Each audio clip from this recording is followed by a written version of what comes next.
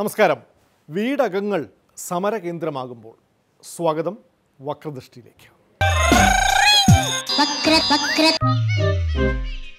രാഷ്ട്രീയ പാർട്ടികളുടെ പരമ്പരാഗത ചടങ്ങ് സമരരൂപങ്ങൾ പരാജയപ്പെടുന്നിടത്ത് ജീവിതം കൊണ്ടുള്ള പുതിയ സമരരൂപങ്ങൾ വിജയിക്കുന്ന കാഴ്ചയാണ് കാണുന്നത്.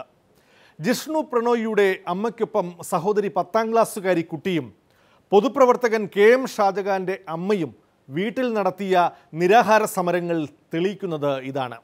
ജിഷ്ണു പ്രണോയിയുടെ കുടുംബാംഗങ്ങളുടെ സമരത്തിന് മുന്നിൽ മുഖ്യമന്ത്രി പിണറായി കീഴടങ്ങി. ആദ്യമേ തന്നെ അവരെ കണ്ടിരുന്നെങ്കിൽ, ഫോണിൽ വിളിച്ച് സഹാനുഭൂതിയോടെ വിവരം തിരക്കിയിരുന്നെങ്കിൽ തീരുമായിരുന്ന പ്രശ്നം 4 ദിവസം വൈകിച്ചു. ഭരണാധികാരികൾക്ക് വിവേകമുദിച്ചത് വീടകങ്ങൾ സമരകേന്ദ്രമായപ്പോൾ മാത്രം.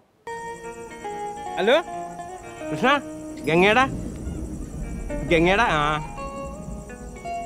ഒന്നുമില്ല, വെറുതെ ഒരു പണിവാളിയെ പോലെ തോന്നണ്ടാ, ഒരു പിടുത്തൂല്ല ആരെയൊന്നും. പിന്നെ വേറെ എന്തുണ്ടാ? ഒന്നുമില്ല, ചുമ്മാ വിളിച്ചാണ്, അതിനാ വിളിക്കണം തോന്നിയൊന്ന് വിളിച്ചതാണ്. കാലം കെട്ടുപോയി, കോലം കെട്ടുപോയി, ഭാഗ്യരേഖ തേഞ്ഞു മാഞ്ഞുപോയി. കാലം കെട്ടുപോയി, കോലം കെട്ടുപോയി, ഭാഗ്യരേഖ തേഞ്ഞു മാഞ്ഞുപോയി. പോലീസിൻ്റെ നടപടി അനാവശ്യമാണ് എന്ന് തന്നെയാണ് എൻ്റെ അഭിപ്രായം. ഞാനത് ആദ്യം പറഞ്ഞല്ലോ, അല്പം സാമാന്യ ബുദ്ധി പ്രയോഗിച്ചിരുന്നെങ്കിൽ ഒഴിവാക്കാവുന്ന ഒരു സംഭവം സർക്കാരിന് മാനക്കേടുണ്ടാകുന്ന തരത്തിലേക്ക് വളർത്തിയെടുത്തു. എങ്ങനെ ജനങ്ങളെ പോലീസിനും സർക്കാരിനും എതിരാക്കാം എന്ന് ഗവേഷണം നടത്തുന്ന ആരോ ആണ് ഇതിൻ്റെ പിന്നിലുള്ളത് എന്നെനിക്ക് തോന്നുന്നു. കാല് വെച്ച ഭൂമിയും കുഴിഞ്ഞു താണുപോയി, കണ്ടു നിന്നതൊക്കെ ഇന്നു മെല്ലെ മാഞ്ഞു മാഞ്ഞുപോയി. കണ്ടൊരു വാക്ക് പറഞ്ഞാൽ മതി, ഞാൻ നിങ്ങളുടെ കൂടെ ഉണ്ട്, കണ്ടേ ചെയ്യുമെന്ന് പറഞ്ഞാൽ മതി. അത്രയേ ഉള്ളൂ പ്രശ്നം. നമ്മൾ ചില കാര്യങ്ങളിലൊക്കെ അഹങ്കാരം മാറ്റി വെക്കുന്നതല്ല.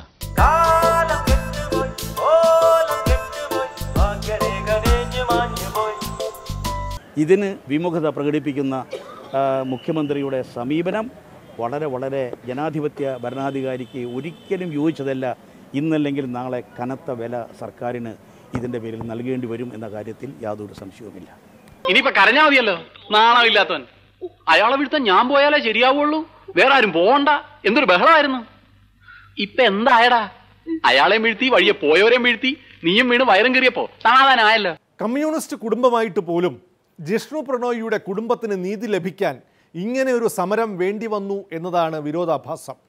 നാദാപുരം വളയത്തെ സമര പാരമ്പര്യവുമായി ഒരു കുടുംബം തങ്ങൾ വിശ്വസിക്കുന്ന പാർട്ടിയുടെ സർക്കാരിനോട് പൊരുതി നിന്നു. ആ കുടുംബം എന്നും കമ്മ്യൂണിസ്റ്റാണ്, മരണം വരെ അവർ കമ്മ്യൂണിസ്റ്റുകാരായിരിക്കും. കമ്മ്യൂണിസ്റ്റ് പാർട്ടിയിൽ നിന്നും മാറാൻ അവർക്ക് കഴിയില്ല. ഞാൻ ഒരു 30-32 വർഷമായിട്ട് സർക്കാരിൻ്റെ എല്ലാ കാര്യത്തിനും എല്ലാ ഇടപെടുന്ന വ്യക്തിയായിരുന്നു. വളരെ വിശ്വസനായ ഒരു പാർട്ടിക്കാരനാണ്. ഈ പാർട്ടിയിൽ നിന്ന് ഇത്തരം ഒരു വേദനകൾ എനിക്ക് സംഭവിച്ചിട്ട് വളരെയേറെ വിഷമമുണ്ട്.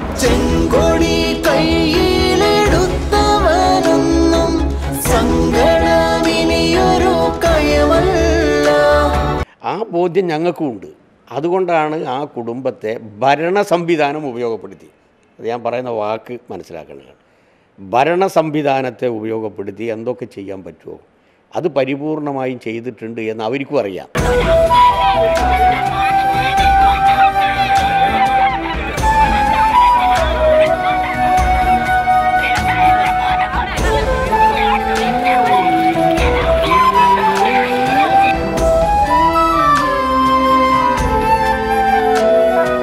പ്രതികളെ പിടിക്കും എന്ന വായ്ത്താരി സർക്കാർ ആവർത്തിച്ചിട്ടും കേസിൽ മെല്ലപ്പോക്ക് കണ്ടിട്ടാണ് കുടുംബം സമരത്തിനിറങ്ങിയത്. സ്വാശ്രയ മുതലാളി പോലെ സ്വാധീനമുള്ളവർ അപ്പുറത്താണെങ്കിൽ കേസ് ഇഴയുമെന്നർത്ഥം.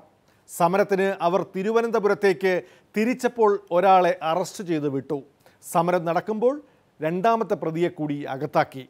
ഇടതു ഭരണത്തിലെ പോലീസിൽ നിന്ന് ഇതിൽ കൂടുതൽ പ്രതീക്ഷിച്ചവരാണ് മണ്ടന്മാരായത്. സങ്കീർണത ഞാൻ മനസ്സിലാക്കാനായിട്ടല്ല, ഒരാളെങ്കിലും അറസ്റ്റ് ചെയ്യാൻ സാധിച്ചിരുന്നെങ്കിൽ അസംബ്ലിയിൽ എനിക്ക് പിടിച്ചു നിൽക്കാമായിരുന്നു. വ്യക്തമായ കെണികൾ ഒരുക്കാതെ ഒരാളെ അറസ്റ്റ് ചെയ്യുന്നതിൽ അർത്ഥമില്ല. നിങ്ങൾ കെണി ഒരുക്കി വരുമ്പോഴേക്കും മന്ത്രിസഭ താഴെ പോവും. മിസ്റ്റർ വർമ്മ, 5-6 പേരെ സംശയമുണ്ട്, 1-2 പേരെ അറസ്റ്റ് ചെയ്തു എന്നൊക്കെ പത്രത്തിൽ ഇടയ്ക്കിടയ്ക്ക് വന്നുകൊണ്ടിരിക്കണം. അല്ലെങ്കിൽ പിന്നെ എന്ത് കേസന്വേഷണം?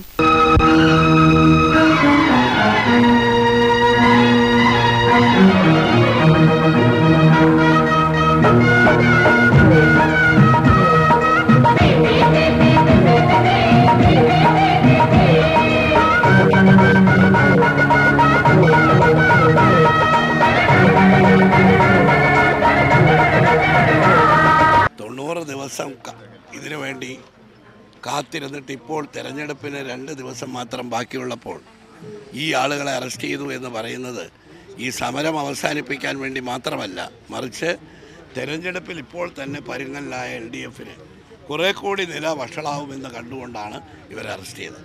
ലോ അക്കാദമി സമരത്തിൽ എന്ന പോലെ CPI നേതാവ് കാനം രാജേന്ദ്രനാണ് സമരം അവസാനിപ്പിക്കാൻ ഒത്തുതീർപ്പ് ചർച്ചയ്ക്ക് ഇറങ്ങിയത്. പിന്നാലെ സർക്കാർ 2 പ്രതിനിധികളെ കൂടി അയച്ചതോടെ ഒത്തുതീർപ്പിന് വഴിയൊരുങ്ങി. നിശ്ചയമായും അവരുടെ പരാതികളെല്ലാം കേട്ടു. ആ പരാതികൾക്ക് പരിഹാരമുണ്ടാകും. എങ്ങനെ എന്ന് എന്നോട് ഇപ്പോൾ ചോദിക്കരുത്, അത് പിന്നീട് നിങ്ങൾക്കറിയാം. അവന്റെ കയ്യിൽ നിന്ന് എങ്ങനെയെങ്കിലും അത് പിടിച്ചു വാങ്ങിക്കണം. എന്ത് വില കൊടുത്താലും വേണ്ടില്ല. ഗോ.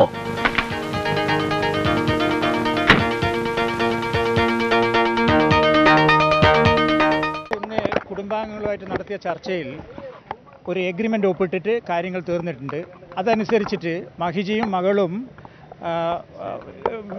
ശ്രീജിത്തും വെള്ളം കുടിച്ച് അവരുടെ നിരാഹാര സത്യാഗ്രഹം അവസാനിപ്പിച്ചിരിക്കുകയാണ്. മറ്റെല്ലാ കാര്യങ്ങളും തമ്മിൽ ഒരു എഗ്രിമെൻ്റ് ഒപ്പിട്ടിട്ടുണ്ട്. അതുകൊണ്ട് അതനുസരിച്ചിട്ട് എല്ലാ സമരവും പിൻവലിക്കാനും തീരുമാനിച്ചു. മുഖ്യമന്ത്രി മഹിജയുമായി സംസാരിച്ചു. മഹിജ ആവശ്യപ്പെട്ട പ്രകാരം മഹിജയുടെ പരാതിയിൽ ഉചിതമായ നടപടി അന്വേഷണ ഉദ്യോഗസ്ഥന്മാർക്കെതിരെ നിയമവിധേയമായി തന്നെ എടുക്കും എന്നാണ് മുഖ്യമന്ത്രി ഉറപ്പ് കൊടുത്തിട്ടുള്ളത്. അതുകൊണ്ട് ഞങ്ങൾ ഉന്നയിച്ച എല്ലാ ആവശ്യങ്ങളും ഒരു മടിയും കൂടാതെ തന്നെ അംഗീകരിച്ചു എന്നുള്ള സന്തോഷമാണ് ഞങ്ങൾക്ക് പങ്കുവയ്ക്കാനുള്ളത്. നമ്മളെ സമരം ഗംഭീരമായി വിജയിച്ചിരിക്കുകയാണ്. കേരളത്തിലെ ജനങ്ങളും മാധ്യമങ്ങളും എല്ലാവരോടും നമ്മുടെ കൂടെയുണ്ടായിരുന്നു. ആ വിജയമാണ്. മോള് സമരം അവസാനിപ്പിക്കണം, അമ്മ അവസാനിപ്പിച്ചു, ഇതാ നീ അവസാനിപ്പിച്ചു എന്ന് പറഞ്ഞാൽ ഞാൻ വെള്ളം കുടിക്കും.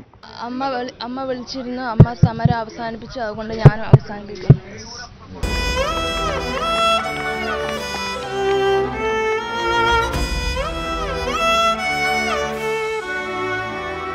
കേരളത്തിന് നന്ദി, ജനങ്ങൾക്ക് നന്ദി, എല്ലാവർക്കും നന്ദി, സർക്കാരിന് നന്ദി. ഈ വിജയം നീതിയുടെ വിജയമാണ്. നീതിക്ക് വേണ്ടി മാത്രമുള്ള പോരാട്ടമാണ്. മറ്റെല്ലാ തെറ്റിദ്ധാരണകളും ഒഴിവാക്കണം. നന്ദി, നന്ദി.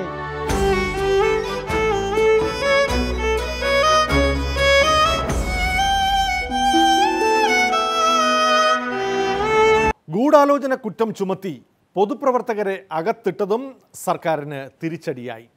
2 പേർ തങ്ങളെ സഹായിക്കാൻ വന്നവരാണെന്ന് സമരക്കാരും അറിയിച്ചതോടെ ഗൂഢാലോചന കേസ് പൊളിഞ്ഞു. സമരക്കാർ ഉൾപ്പെടാത്ത ഗൂഢാലോചനയിൽ കാണാൻ വന്നവർ പെടുന്നത് എങ്ങനെ? VS-ന്റെ മുൻ പ്രൈവറ്റ് സെക്രട്ടറി, CPM-ൽ നിന്ന് പുറത്താക്കപ്പെട്ട ഷാജഹാനു നേരെ പിണറായിയുടെ പകപോക്കലാണെന്ന് ആരോപിച്ച് ഷാജഹാന്റെ അമ്മ വീട്ടിൽ നിരാഹാരവും തുടങ്ങി. ഈ കുടുംബാംഗങ്ങളായ 6 പേര് DGP ഓഫീസിലേക്ക് കടന്നു ചെല്ലാൻ നോക്കുമ്പോൾ മറ്റു കുറച്ചു പേര് അതിന്റെ കൂടെ. അവർ ഇത്തരം കാര്യങ്ങളിൽ വലിയ താല്പര്യമുള്ളവരാണെന്ന് നമുക്ക് എല്ലാവർക്കും അറിയാം. KM ഷാജഹാനെ ചിലർക്കൊക്കെ അറിയാമെന്നാണ് വിചാരിക്കുന്നത്. ഒന്ന് KM ഷാജഹാൻ. നമ്മുടെ നെക്സ്റ്റ് ചന്ദ്രൻ ഇന്ന് ഇറങ്ങും.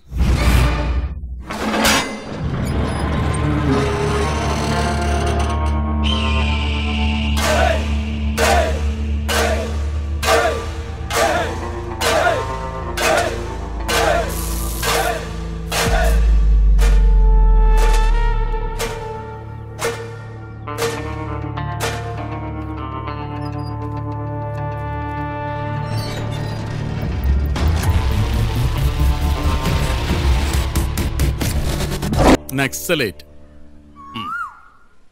നീ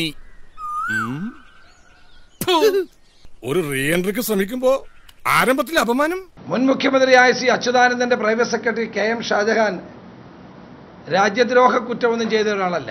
പൊതുവിഷയമല്ല, അതൊരു വിഷയമല്ല. അദ്ദേഹം സർക്കാരിനെതിരായി എന്ത് അട്ടിമറി നടത്തിയെന്ന് എനിക്ക് മനസ്സിലാകുന്നില്ല. പലരും ജയിലിൽ കിടപ്പുണ്ടാവും, അത് വിഷയമല്ല. ആ സ്ത്രീയെ, ആ അമ്മയെയും സഹോദരനെയും പോലീസുകാർ മർദ്ദിക്കുന്നത് കണ്ട് അത് ചോദ്യം ചെയ്യുക മാത്രമാണ് അദ്ദേഹം ചെയ്തത്. ഒരാളിനെ യാതൊരു മര്യാദയുമില്ലാതെ അയാളുടെ പേരിൽ കേസ് ചുമത്തി അയാളുടെ ജയിലിൽ അടയ്ക്കുന്നത് ഒരു ജനാധിപത്യ സംവിധാനത്തിൽ ശരിയായ കാര്യമാണോ? കേരളത്തിലൊന്നും ഒരു പ്രശ്നമല്ല ജനങ്ങൾക്ക്. അപ്പോൾ ഇതിനെയൊന്നും കേരളത്തിന് അംഗീകരിക്കാൻ കഴിയുന്ന ഒരു കാര്യമല്ല. ഭരണകൂട ഭീകരതയുടെ ഒരു മുഖം കൂടി ഇവിടെ അനാവരണം ചെയ്യപ്പെടുകയാണ്. അതിലൊന്ന് തോക്ക് സ്വാമി എന്നറിയപ്പെടുന്ന ഒരു സ്വാമി. ഹരിപാദമേ സ്വാമി ഹരരൂപമേ ഹരിഹര ദൈവമേ മമ ശരണം ഹിമവൽ സ്വാമി ശരണം ഹേമാംഗ സുന്ദര ശരണം.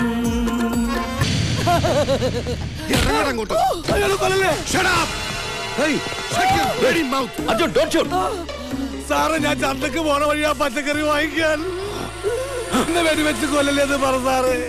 പച്ചക്കറി വാങ്ങിക്കാൻ പോകുന്ന ഇത്ര വലിയ കുറ്റം എനിക്കറിയില്ല. ഞാൻ ഇന്നത്തെ പേപ്പർ വായിച്ചില്ല സാറേ. ഹിമവൽ സ്വാമി ശരണം ഹേമാംഗ സുന്ദര ശരണം. ഹിമവൽ സ്വാമി ശരണം ഹേമാംഗ സുന്ദര ശരണം. ജിഷ്ണുവിൻ്റെ കുടുംബം ഗൂഢാലോചനക്കാരുടെ കയ്യിൽ കളിക്കുകയാണെന്ന് പറഞ്ഞ് മന്ത്രി എം മണിയും പരിഹാസ്യനായി. വളച്ചൊടിച്ചതാണെന്ന് പിന്നീട് പറഞ്ഞ് തടി തപ്പിയെങ്കിലും പറഞ്ഞത് മണിയാശാനായതുകൊണ്ട് നാട്ടുകാർ കാര്യമാക്കുന്നില്ല. ജിഷ്ണുവിൻ്റെ വീട്ടിൽ പോയ നടൻ ജോയി മാത്യു പോലും. ഒന്നും മണിയൊന്നും സീരിയസ് എടുക്കേണ്ട കാര്യമില്ല. അതൊക്കെ മൈതാന പ്രസംഗം നടത്തുന്ന ആളല്ലേ. കഥയറിയാതെ ആട്ടം കാണുന്ന നടൻ എന്തെങ്കിലും പറഞ്ഞു, അങ്ങേര് കഥയറിയാതെ എന്തെങ്കിലും പറഞ്ഞെന്നോർത്ത് അതിൻ്റെ പുറകെ ഒന്നും പോക്കും എനിക്കല്ല. ഈ ചാനലൊക്കെ വരുമ്പോഴത്തേനും കയറി ഞാനീ മെടുക്ക് തുടങ്ങിയിട്ട് കുറേ നാളായല്ലോ. എന്തെങ്കിലുമൊക്കെ പറയും. അയാളുടെ ശരീരഭാഷയും അയാളുടെ സംസാരങ്ങളും. നടനെ കഴിഞ്ഞൊക്കെ എനിക്ക് പ്രായമുണ്ടെന്നായിരിക്കും തോന്നുന്നു. ഞാൻ ചോദിക്കട്ടെ, മണിക്ക് ഒരു നല്ല ജോലി കൊടുക്കാമെന്ന് വിചാരിച്ചാൽ എന്ത് ജോലി ഞങ്ങൾ കൊടുക്കുക മന്ത്രിയല്ലാത്ത? ഞാനൊരു 55 വയസ്സായി, വർഷമായി ഈ പണി തുടങ്ങിയിട്ട്. അങ്ങനെ ജോലിക്ക് വെക്കാൻ പറ്റിയ ഒരു ആളാണോ? അപ്പോൾ അയാൾ പറയുന്ന ഒരു ടെലിവിഷനിലൂടെ അല്ലെങ്കിൽ മൈതാന പ്രസംഗമൊന്നും ഞാൻ കേൾക്കില്ല. അങ്ങേരും ഞാനുമായി അറിയാൻ മേല എനിക്ക്. നടനാണ്, ഞാൻ സിനിമയൊക്കെ കണ്ടിട്ടുണ്ടായിരിക്കും. അത് കേൾക്കുന്നത് എൻ്റെ സമയനഷ്ടവും എനിക്ക് മാനനഷ്ടമാണ്. അതെന്ത് മനസ്സിലാക്കിക്കൊണ്ട് അയാൾ പറഞ്ഞതെന്ന് എനിക്കറിയില്ല. അദ്ദേഹം ഇങ്ങനെ ഓരോന്ന് വിളിച്ചു പറയും. ഞാൻ അയാളോട്ട് അറിയില്ല. അത് മൈൻഡ് ചെയ്യേണ്ട കാര്യമില്ല. ഞാനതിനോട് പ്രതികരിക്കുന്നില്ല. കാരണം അയാൾ ഡിസേർവ് ചെയ്യുന്നില്ല. എന്നെ പുള്ളി അറിയില്ല. പിന്നെ ഇങ്ങനെ മന്ത്രിയാണ് മണിയാണ് എന്നറിയാം. പുള്ളി നടനാണെങ്കിൽ അറിയാം. പുള്ളിയെ കണ്ടാലേ എനിക്ക് പറയാനും പറ്റുള്ളൂ ഞാൻ അറിയുമെന്ന്. സിനിമയിലുണ്ടെന്ന് ഏതെങ്കിലും സിനിമയിലുണ്ടെ കണ്ടിട്ടുണ്ടോ? കുറച്ചും കൂടി സീരിയസ് ആയിട്ടുള്ള ആൾക്കാർ എന്ന് പറയുകയാണെങ്കിൽ നമുക്ക് നോക്കാം. അല്ലാത്തതിന് മറുപടി പറയേണ്ട കാര്യമില്ലല്ലോ. പുള്ളി എന്തിനാ അങ്ങനെ പറഞ്ഞതെന്ന് എനിക്കറിയത്തില്ല. അതൊക്കെ മൈതാന പ്രസംഗം നടത്തുന്ന ആളല്ലേ. അച്ഛനായിട്ടൊക്കെ അഭിനയിക്കുന്ന ആളാണോ ഇയാൾ? അല്ലേ? ആ അല്ലേ? എന്നാ ഞാൻ കണ്ടിട്ടുള്ള അല്ല, എനിക്കൊരു ഓർമ്മ വരുന്നില്ല. അതുകൊണ്ട് ഞാൻ വേറെ കളിയാക്കി പറഞ്ഞൊന്നുമില്ല. എനിക്കൊന്നും ആയില്ല, ബട്ട് എനിക്കെല്ലാമായി തൃപ്തിയായി. വക്രദൃഷ്ടിയിൽ ഇനി ഇടവേളയാണ്. പടരുന്ന രാഷ്ട്രീയ ഗോസിപ്പ്. ഇടവേളയ്ക്ക് ശേഷം കോൺഗ്രസ് ആരാണ് നാളെ BJPയിൽ പോവുക എന്നതിനെപ്പറ്റി യാതൊരു ഉറപ്പും പറയാൻ കഴിയാത്ത സ്ഥിതിയാണ്. അതൊക്കെ പോകുമ്പോഴല്ലേ അറിയാൻ പറ്റുള്ളൂ. നീ ഇമോഷണൽ ആവരുത്.